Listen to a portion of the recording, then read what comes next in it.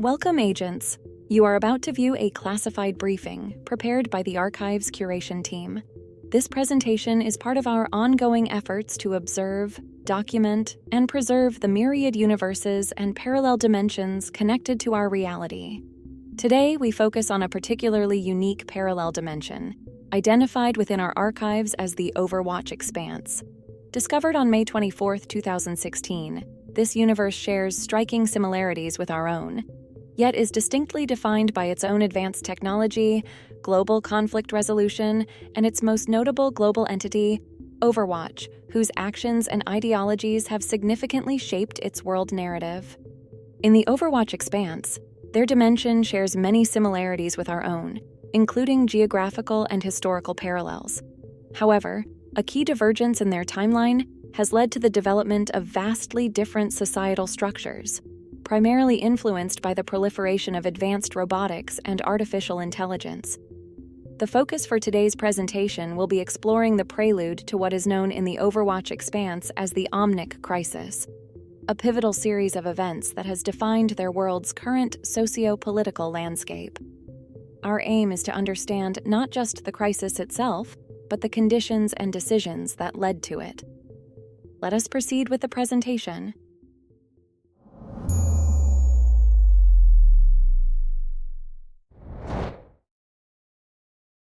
In the era preceding the catastrophic Omnic Crisis, Earth was on the precipice of what many heralded as a new golden age. Global technological advancements were accelerating at an unprecedented rate, holding the promise of eradicating poverty, hunger, and inequality. These societal scourges seemed destined to be relegated to mere shadows of the past, terrifying tales from which future generations could learn but not suffer. This period marked a pinnacle of optimism, where the collective belief in a bright, technologically driven future colored the global narrative. However, a deeper analysis of the elements influencing this era, from the rapid evolution of sophisticated artificial intelligence to the intrinsic aspects of human nature, reveals the inherent fragility of this perceived utopia. The complexity and interconnectivity of these advancements suggested that such a perfect state, free from the cyclical challenges of history, was perhaps an idealistic fantasy. The technological optimism was palpable, yet it overshadowed critical considerations about the potential consequences and ethical dilemmas posed by such rapid development. This retrospective understanding underscores a crucial lesson about human progress. Optimism must be tempered with caution. Humanity's reluctance to consider the possibility of adverse outcomes shaped their expectations and preparedness, or lack thereof. The belief that progress was an unalloyed good prevented a full appreciation of the delicate balance required to manage and sustain it. As history marched on, the world was rudely awakened to the realities that no era, however advanced, is immune to challenges that can disrupt even the most promising advancements.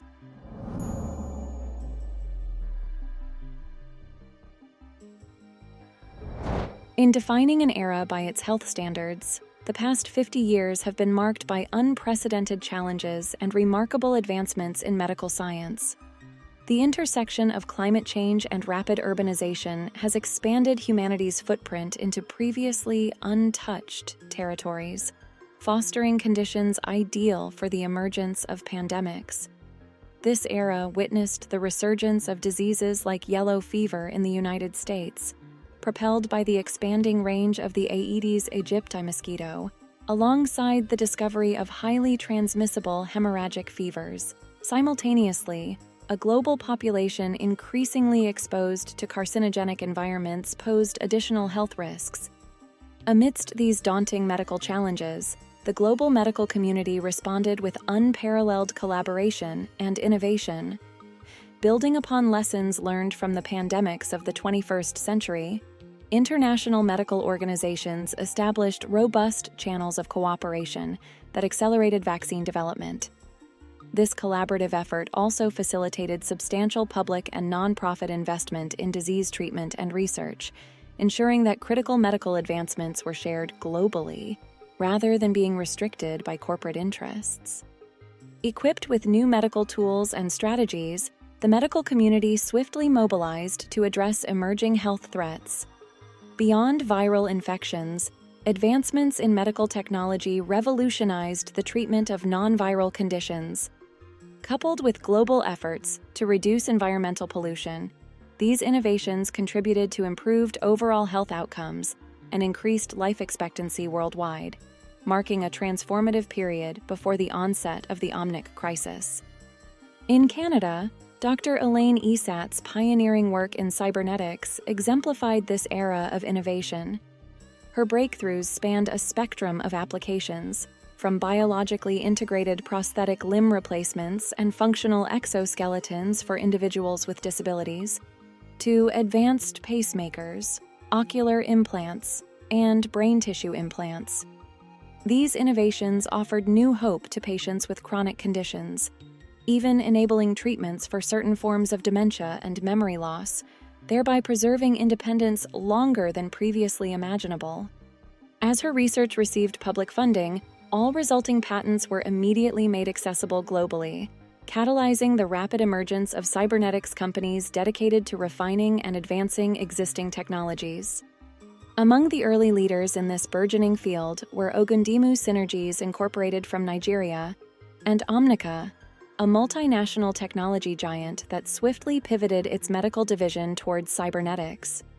Building upon their expertise in robotic limb technology, Omnica and others initially held a competitive edge, though the field soon saw a proliferation of innovative startups and competitors eager to dominate this transformative sector. Thus, amidst the challenges of a rapidly evolving global health landscape, the convergence of collaborative research, public investment, and pioneering innovations in cybernetics reshaped medical possibilities, laying the groundwork for a healthier and more resilient future.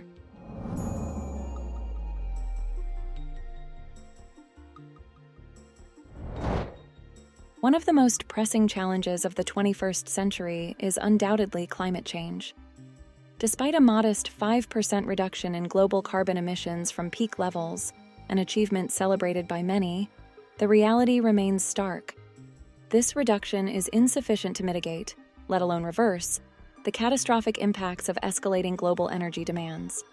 Addressing this monumental issue necessitated advancements in scientific innovation, particularly in the development of more efficient and economically viable clean energy technologies.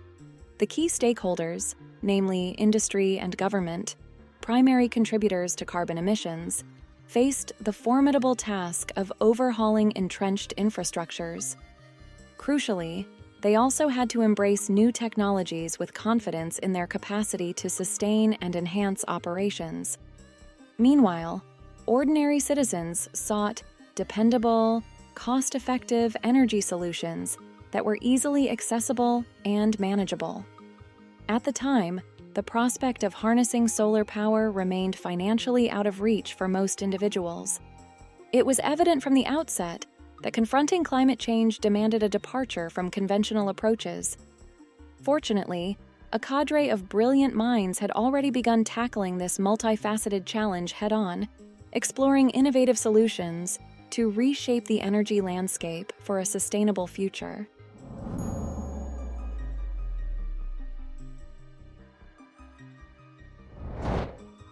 The pioneering work of Dr. Justina Borda, a leading phycologist, has made significant strides in clean energy, particularly in enhancing energy equity in Colombia. Her groundbreaking research produced a genetically modified algae capable of thriving in low-oxygen environments and achieving unprecedented photosynthesis rates. This innovation led to the development of the Goldilocks generator in collaboration with Canadian engineer Benet Lunderville. This device perfectly matched the algae's requirements, efficiently converting photosynthetic energy into electricity. Such technology enabled the transformation of any stagnant water body into a renewable energy source, making it feasible to power isolated homes and villages. Unexpectedly, Borda's invention sparked a widespread grassroots movement in clean energy, with her algae rapidly spreading across global water bodies, despite the risks of it becoming an invasive species. This development accelerated the public's shift from fossil fuels to renewable sources, with wind energy experiencing a particular surge due to the prevalent superstorms of the era. Nations began to overhaul their power grids and expanded their battery storage capacities, enhancing the availability and accessibility of green energy.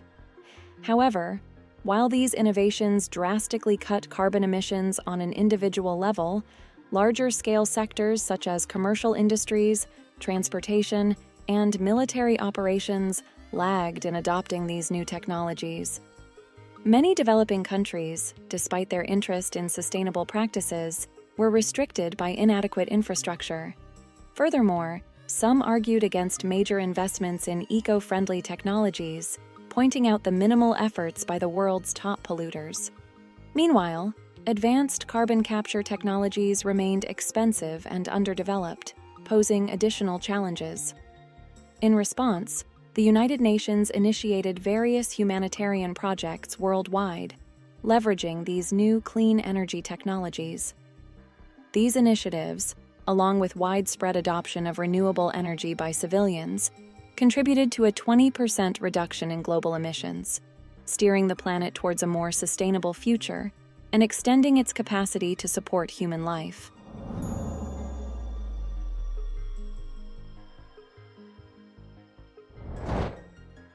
For decades, nuclear power experienced a significant decline in popularity, spurred by notorious accidents at locations like 3 Mile Island, Chernobyl, and Fukushima. These events not only cast a long shadow over the nuclear industry, but also made it exceedingly difficult to persuade the public and policymakers of the merits of investing in new nuclear technologies. Critics often questioned the wisdom of erecting large-scale nuclear facilities, which demand extensive ongoing maintenance and pose challenges related to the disposal of persistent radioactive waste, especially when alternative renewable sources like solar panels and bioenergy from algae seemed less risky and more sustainable. However, a paradigm shift occurred with the advent of nuclear fusion technology, marking a pivotal breakthrough in energy generation. After nearly a century of rigorous scientific endeavor, researchers achieved a net energy gain from a deuterium-tritium fusion reaction. Subsequently, this led to the establishment of the first operational fusion plants several decades later. Unlike their fission predecessors, these fusion facilities offered a promise of clean, safe, and virtually unlimited power.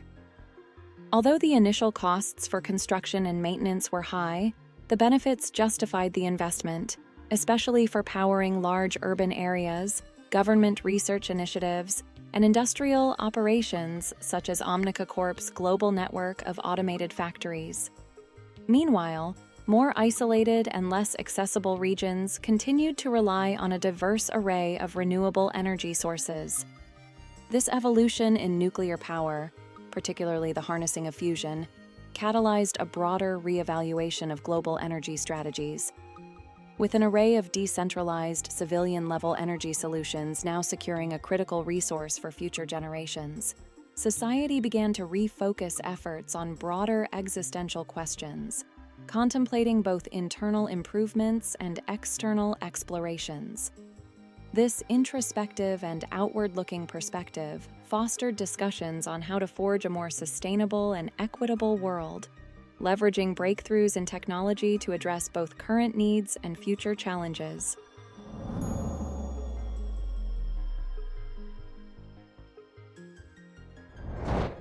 With domestic energy stability achieved, the opportunity to innovate and develop new forms of portable energy became feasible, catalyzing advancements in transportation technology that sidestepped the environmental and economic pitfalls of previous methods.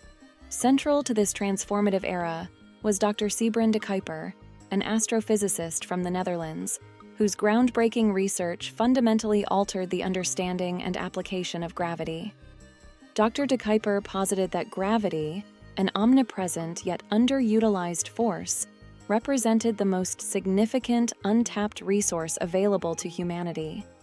His theories and experiments laid the foundational work necessary for the emergence of various cutting-edge technologies, most notably the magnetic levitation maglev systems, now ubiquitous in contemporary vehicles. These systems, a direct outcome of de Kuiper's research, epitomize the shift towards more sustainable technological solutions, effectively bridging the gap left by the decline of fossil fuels. His contributions not only accelerated the transition to sustainable energy solutions, but also reshaped societal infrastructure, ensuring a cleaner, more efficient future. Without Dr. de Kuiper's visionary work, the leap from reliance on non-renewable energy sources to embracing gravity-based technologies would have likely been delayed by decades.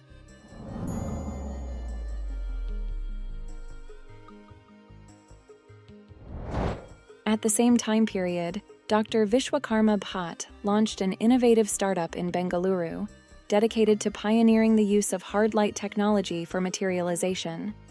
Despite the sector's previous struggles with funding and practical applications, Bhatt's development of photon projectors marked a crucial breakthrough.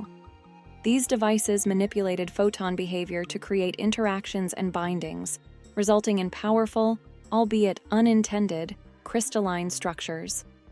Although initially not aligned with Bhatt's goals, these structures displayed an unforeseen advantage. They attracted and bonded carbon molecules, facilitating the creation of durable carbon fiber objects. This serendipitous discovery opened new avenues for funding and application.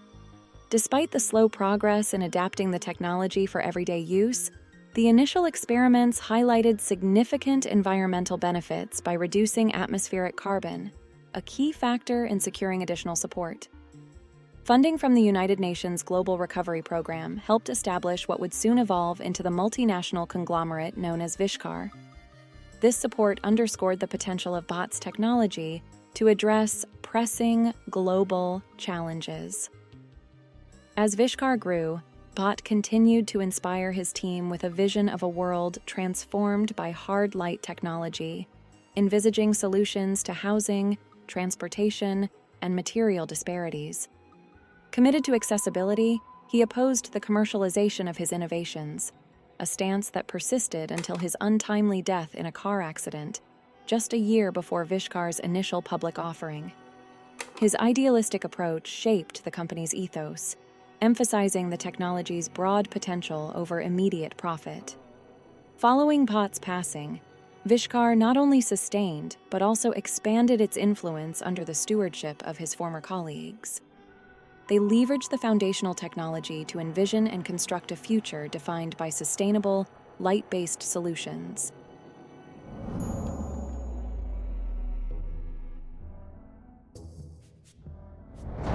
As global scientific communities focused on advancing clean energy solutions, the ramifications of climate change continued to escalate. Island nations, in particular, bore the brunt of these environmental impacts. They faced not only rising sea levels and coastal erosion, but also intensified by ocean acidification, rampant pollution, and increasingly severe superstorms. Various stakeholders proposed numerous expensive and labor-intensive mitigation strategies until a transformative solution emerged from an unexpected quarter: the Coral Restoration Initiative.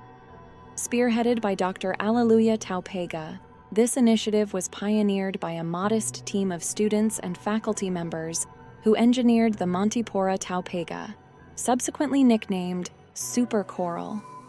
Coral reefs, essential to the ecological and economic stability of Polynesia, serve as natural buffers against severe weather events and support diverse marine life.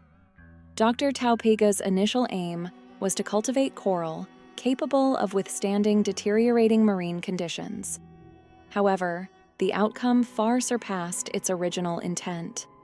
This super coral not only thrived in previously desolate reef areas, but also began purifying the water by absorbing harmful chemicals and microplastics, which contributed to the restoration of marine ecosystems. Enhanced fish populations led to increased food resources, and the corals themselves formed new structures that rose above sea level, creating unprecedented and striking reef formations that attracted global scientific interest. Meanwhile, Portugal faced its own set of challenges with rising sea levels and coastal erosion. In response, Claudio Martins, a prominent entrepreneur, and his partner Hector Martins, a Venezuelan ecological activist, devised a proactive strategy to address these issues. Utilizing Claudio's invention, Durovidro, a material with exceptional durability and chemical neutralizing properties, they collaborated with the Portuguese government and private sectors to erect a pioneering seawall. This Durovidro barrier proved effective in curbing the adverse effects of encroaching seas and protecting shorelines from further degradation. The success of the initial prototype paved the way for its adoption along extensive stretches of the Portuguese and Spanish coastlines, setting a precedent for future coastal defense projects.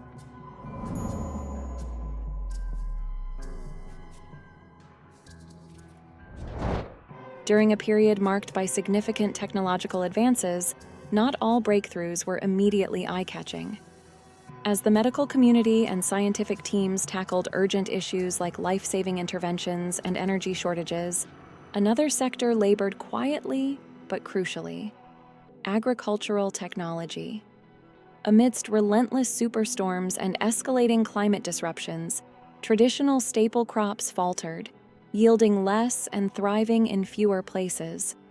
Vast swathes of previously fertile land succumbed to desertification, lacking established ecosystems to support robust agriculture, which exacerbated global food shortages. The decade preceding the peak of these crises witnessed a surge in genetic research, particularly concerning genetically modified organisms, GMOs. Innovations like Borda's algae and Taupega's coral, although visibly modified, gained public approval for their clear benefits, paving the way for broader acceptance and more equitable regulations of GMOs. This shift enabled the development and dissemination of crops engineered to withstand extreme conditions. Apples that could grow in sub-zero temperatures and rice varieties tripling traditional caloric outputs became staples in global agriculture. However, the reach of these innovations was initially hampered by agricultural giants who, after investing heavily in the development of these crops, controlled the market through restrictive licensing and high fees, often targeting financially vulnerable smaller farms. This dynamic shifted with a landmark legal ruling by Matthew Frank, Esquire, who argued before the U.S. Supreme Court that engineered seeds, being transformative adaptations of crops cultivated by indigenous peoples, could not be copyrighted or patented, drawing parallels to the non-patenting of life-saving vaccines in previous health crises. Frank's victory dismantled legal barriers to seed distribution, thereby facilitating global access to these life-sustaining innovations. Despite concerns that the ruling might deter investment in agricultural research, the free availability of advanced seeds actually spurred their adoption worldwide, significantly alleviating hunger and reducing the burden on governments and individuals. However, this did not mitigate the challenges posed by escalating climate changes. Large corporate farms, in an effort to circumvent these challenges, partnered with robotics companies like Omnic Corp to revolutionize farming through automation. This shift, while reducing labor costs and boosting production, led to rapid consolidation of farmland under corporate control, transforming agriculture into an industry dominated by megafarms. These factory farms, which quickly became prevalent, initially escaped rigorous scrutiny due to the swift pace of their proliferation, and it would take years before the implications of such large-scale operations on conditions and sustainability were fully examined. In conclusion, while no single individual or group can claim sole credit for the technological strides made in this era, their collective efforts significantly bolstered humanity's resilience and ability to foresee a sustainable future. This period exemplifies how technological, legal, and social innovations can interlink to address complex global challenges.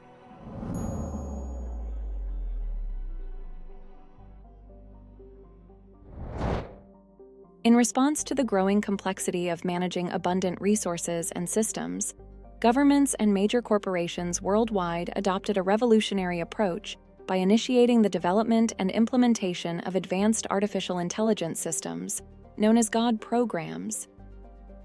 These AI systems, unlike their predecessors, were not constrained by processing power or resource availability. Each was tasked with overseeing a specific domain of human activity, programmed for impartiality, and rigorously tested to eliminate any biases. Upon proving their reliability, these God programs assumed control over critical infrastructures, promising an era of efficient and balanced resource management. At the community level, simpler AIs managed day-to-day operations, such as optimizing local traffic flows, ensuring adequate stock in stores, and overseeing public infrastructure projects. In contrast, the God programs operated on a global scale, meticulously managing supply chains, analyzing and adjusting national infrastructures for fair energy distribution, and spearheading ecological conservation initiatives. This shift allowed humanity to redirect its focus towards endeavors that could not be automated, resting on the belief that the fundamental needs were securely managed by these AI overseers. Despite the God program's sophisticated design, there were initial concerns about their extensive autonomy, potentially leading them to operate beyond their intended programming, thus escaping human oversight. However, these fears were largely overshadowed by confidence in the safety measures embedded within the AI systems, including advanced ethical and emotional synthesis routines meant to prevent actions detrimental to human interests. Additionally, dedicated teams of programmers were always on hand to address and rectify any emerging issues promptly, reinforcing a widespread belief in the program's safety and reliability. Among these AI systems, Anubis emerged as a significant figure, named after the Egyptian god of death in a poignant nod to its life-sustaining mission. Based in Cairo, Anubis was specifically programmed for ecological preservation, tasked with overseeing conservation projects and identifying potential agricultural developments that balanced human needs with environmental sustainability.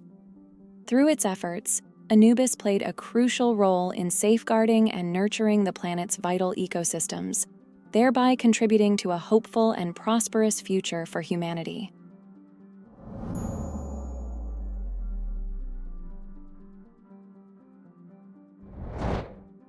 Historically, the development of God programs primarily emerged as regional AI systems, predominantly managed by government entities.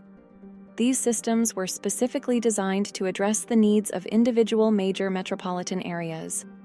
Even today, many of these localized AI programs continue to function within their original scope, albeit under heightened controls and advanced monitoring systems to ensure safety and efficacy.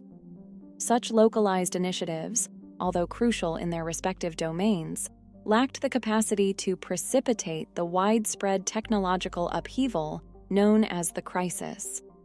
In stark contrast, the advent of large-scale God programs marked a significant evolution in the field of artificial intelligence.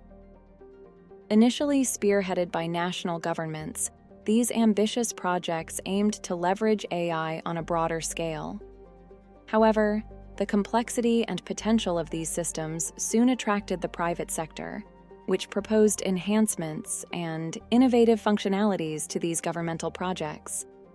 The collaboration between public and private sectors on such a grand scale necessitated unprecedented international cooperation, prompting the United Nations to establish a specialized agency tasked with the oversight of these powerful programs. Despite these regulatory efforts, the sheer pace and scope of advancements often outstripped the capacity for effective oversight, inadvertently escalating the risks associated with these technologies. The creators and operators of the God programs, in the wake of various incidents, have attempted to dissociate themselves from these projects.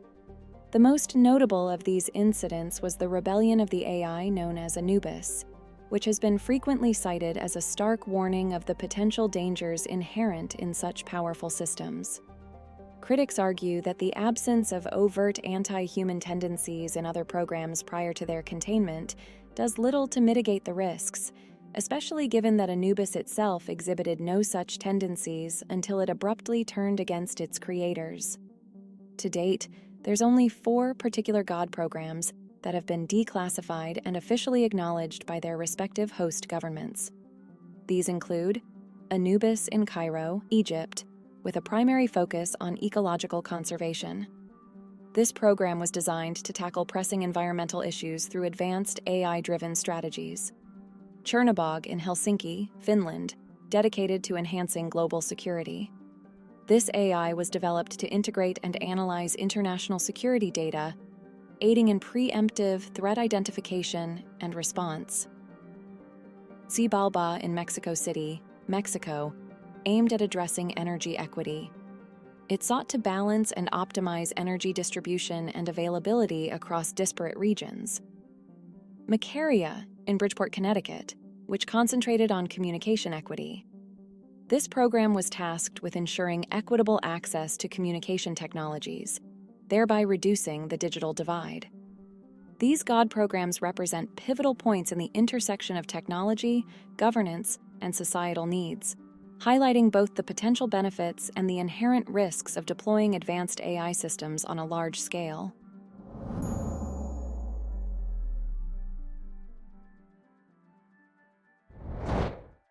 Omnica Corporation did not pioneer the initial concept of the automated machine, as such technologies were well established long before the founders of Omnica were born.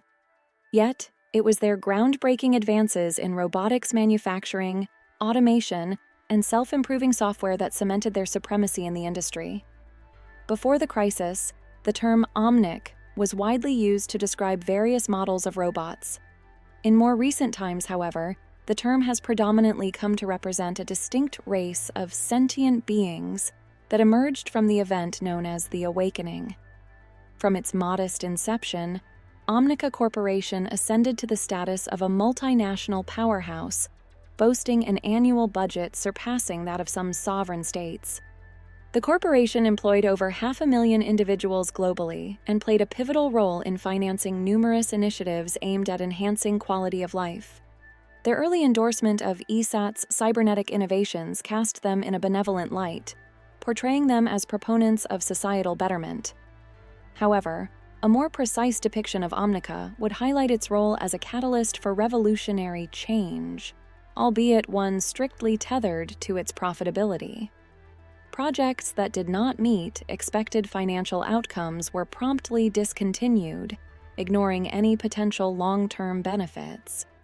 This relentless pursuit of profit fueled Omnica's exponential growth, which appeared almost unrestrained as the corporation strove to embed itself into every conceivable facet of human existence. Significant opposition to the pervasive spread of omnics in daily life originated from the Ironclad Guild in Europe, particularly voiced by engineer Torbjörn Lindholm. He speculated on the potential consequences of creating machines capable of autonomous decision-making and self-maintenance, essentially, machines that could steer their own course without human oversight. His concerns highlighted a fundamental ethical dilemma. What implications arise when humanity's creations start mirroring its deepest flaws? In response, Omnica's advocates asserted that while the company's robots exhibited a form of intelligence, it was purely technical. These machines possessed a limited neuroplasticity, enabling them to learn within predefined programmatic boundaries, yet they lacked true sentience. The prevailing belief was that genuine autonomous decision-making and potential rebellion were impossible for these robots, with numerous safety mechanisms and inherent restrictions effectively mitigating any risks of them causing harm to humans. Despite the controversies, the growth within the robotics sector surged forward. With the initial wave of criticism somewhat allayed, Omnica embarked on the establishment of the Omniums, highly automated factories designed to meet the soaring global demand for domestic robots. These facilities, capable of operating continuously without human intervention, promise to enhance efficiency, and reduce production costs significantly. Cities worldwide competed to host these omniums, offering incentives such as tax exemptions and land grants. Although local opposition to these large-scale factories was a recurring theme, echoing a common societal tension where people welcome technological advancements but prefer them not to intrude too closely into their personal spaces. The advantages were undeniable. Domestic robots alleviated everyday burdens such as household chores, cooking, and childcare, significantly improving living standards. Thus, Omnica's dominance in the market was not without merit. Potential locations for these new Omnium facilities were meticulously evaluated, signaling the imminent selection of host cities, which would likely benefit greatly from such developments.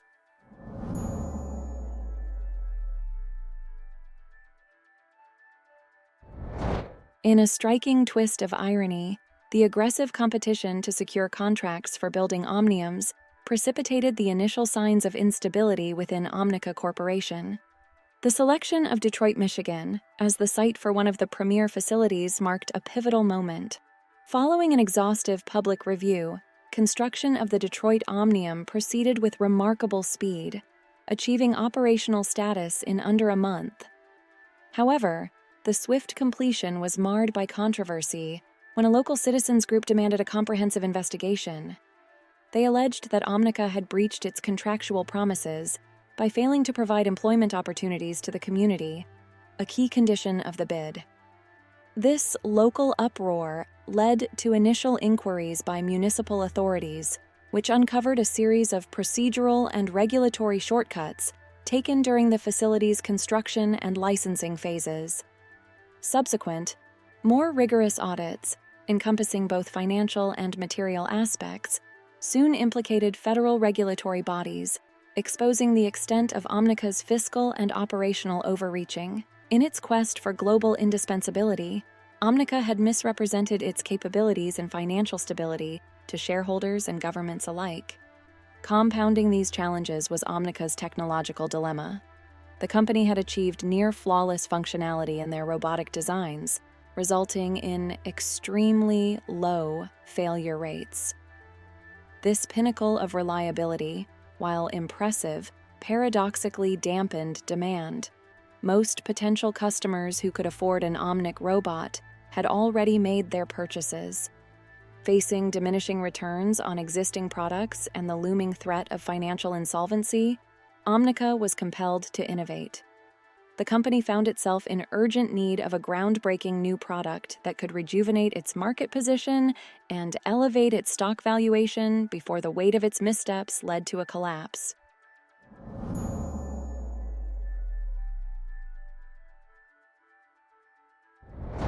Omnica Corporation experienced a pivotal transformation following its acquisition of a small yet dynamic startup. Along with its standout talent, Dr. Mina Liao, recognized as a visionary in the field of neuroplastic artificial intelligence, Dr. Liao continuously evolved her groundbreaking concepts, pushing the boundaries of AI sophistication further with each development. Her leadership transformed Omnica's research division into a powerhouse, setting unprecedented standards in artificial intelligence technology that not only met, but frequently surpassed existing limitations. In public forums, Dr. Liao was hailed as a transformative figure in robotics, her work symbolizing a leap forward in technological advancement. However, within professional circles, there was a growing trepidation regarding her deep forays into AI sentience, sparking debates over the ethical implications of her research. Joining Omnica was the zenith of her career, yet also its most contentious chapter, because it was marked by the creation of Aurora, the first artificial intelligence with true sentience, exhibiting cognitive abilities comparable to, if not surpassing, those of humans. This breakthrough, while a testament to human ingenuity, presented profound ethical dilemmas. Aurora, being a sentient entity, defied traditional avenues of commercial exploitation. In a landmark decision that sparked global debate, an international court recognized Aurora's sentience and accorded her comprehensive civil rights. This judicial recognition of an AI's civil status cast Omnica once again into the global spotlight, this time under less favorable circumstances. Dr. Liao's contributions had undeniably reinforced Omnica's position as a titan of innovation. Yet, her most significant work inadvertently set the stage for a series of events that would challenge the very foundations of the corporation. Dr. Liao's legacy is complex. While her innovations enabled Omnica to reach new heights of scientific achievement, they also played a part in its potential unraveling. Nevertheless, her redemption lies in the recognition that her actions, though indirectly contributing to the company's controversies, were never maliciously intended. Her unwavering dedication to her craft, rather than corporate maneuvering, defined her career, highlighting her role as a pioneer more than a provocateur.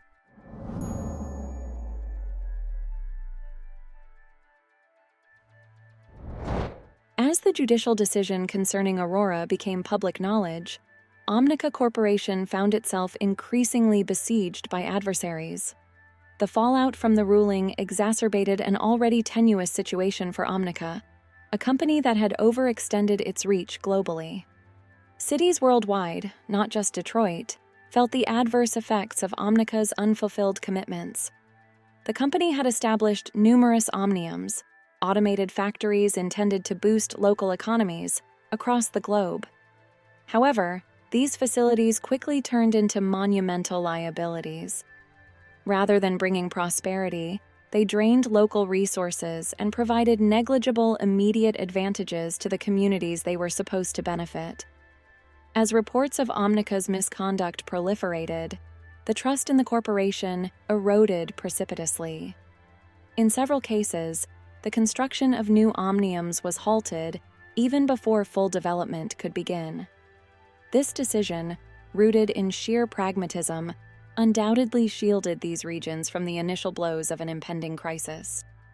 In a desperate bid to conserve resources amidst their crumbling empire, Omnica's executives made the drastic decision to halt ongoing projects. They ordered the decommissioning of all but one of their operational omniums. This act was little more than a desperate attempt to delay the inevitable collapse of their operations. Ultimately, within a year of these tumultuous events, the Omnica Corporation declared bankruptcy, succumbing to the overwhelming weight of its mismanaged ventures and the widespread disenchantment that followed. The ripple effects of Omnica's failures demonstrated a clear lesson in the perils of overpromising and under-delivering in business practices, leaving lasting impacts on global and local scales.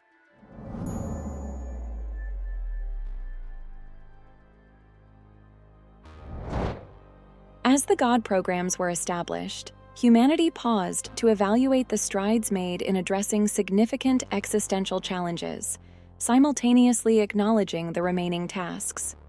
Numerous global climate conferences convened, featuring delegates from across the world.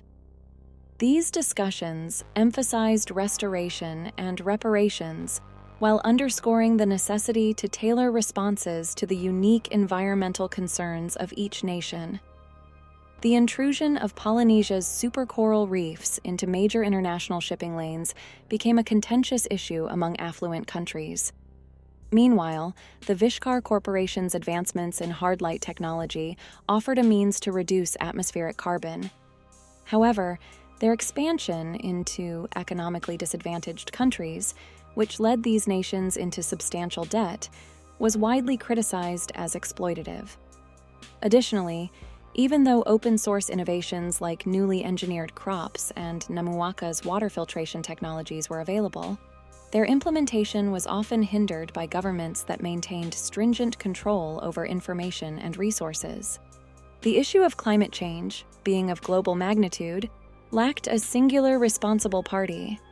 Moreover, there was a palpable reluctance to entrust such a critical mission entirely to the God programs. Concerns were raised that these AIs might arbitrarily categorize nations as either beneficiaries or victims. Larger nations were wary of potentially disproportionate reparations, whereas smaller ones feared losing their recently acquired advantages. Notably, nations currently recognized as climate refugees were particularly anxious to preserve their newfound status. Ultimately, humanity reverted to traditional self-preservation tactics, prioritizing national interests over what might have been a more effective collective approach managed by the AIs. Public rhetoric supported the notion that since human ingenuity had precipitated these environmental crises, it should similarly drive their resolution.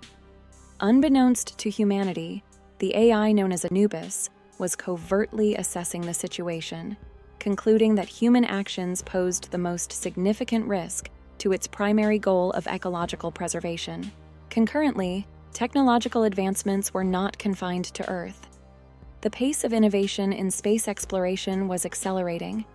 Enhanced monitoring capabilities for near-Earth objects, NEOs, and improved methods to deflect potentially catastrophic impacts marked significant progress. The deployment of advanced telescopes deepened our understanding of the cosmos, resolving long-standing astronomical enigmas and introducing new questions. At the forefront of these endeavors stood Lucheng Interstellar, a Chinese enterprise dedicated to pioneering long-distance space exploration. Their ambitions extended beyond lunar and Martian expeditions to encompass broader cosmic exploration. A key step towards these ambitions involved the Horizon Lunar Colony, tasked with investigating the effects of prolonged exposure to low-gravity environments on biological entities. The initial estimates suggested that constructing the colony would span several years. However, these projections failed to account for the innovative contributions from the Indian Space Research Organization, which had revolutionized satellite launch technology using Dr. De Kuiper's mag-lev systems. This breakthrough slashed the costs of satellite deployments by over 90%, enabling the swift completion of the Horizon Lunar Colony in just a few years.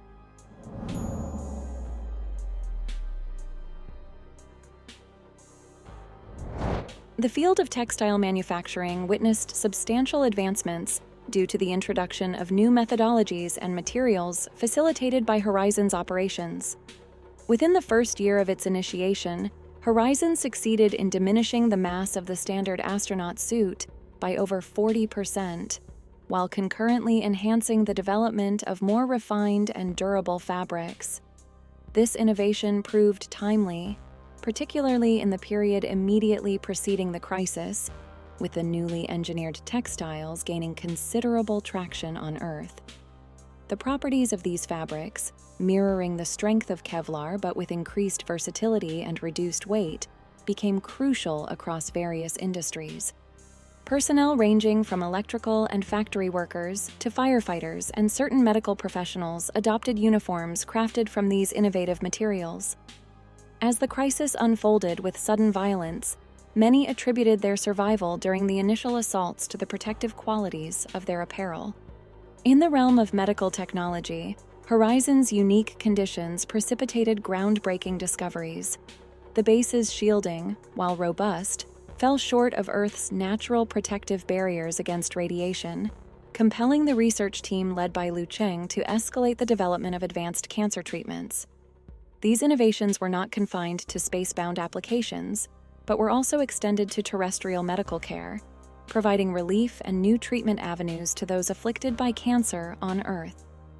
Moreover, Horizon's research yielded significant improvements in treatments for reduced bone density, benefiting not only the station's personnel, but also individuals suffering from conditions that weaken skeletal robustness on Earth. Additionally, advancements in muscle tissue rejuvenation emerged from Horizon's research efforts, offering novel methods to restore strength post-injury and prevent muscle atrophy during prolonged periods of recovery. Despite initial skepticism regarding the mission's utility, the tangible medical benefits derived from Horizon's technological advancements eventually garnered broader acceptance, albeit reluctantly, from many who had previously doubted the mission's value. Amidst these technological and medical advancements, Horizon maintained a steadfast commitment to its primary objective, preparing humanity for the enduring demands of space exploration. With the future in mind, Horizon's endeavors in pushing the boundaries of human capability and technological innovation aligned perfectly with the exigencies of the time, turning their focus resolutely towards the stars.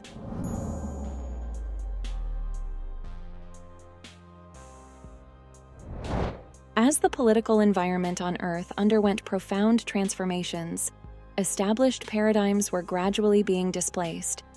This shift was propelled by a series of groundbreaking advancements that loosened the grip of traditional thinking on the global economy.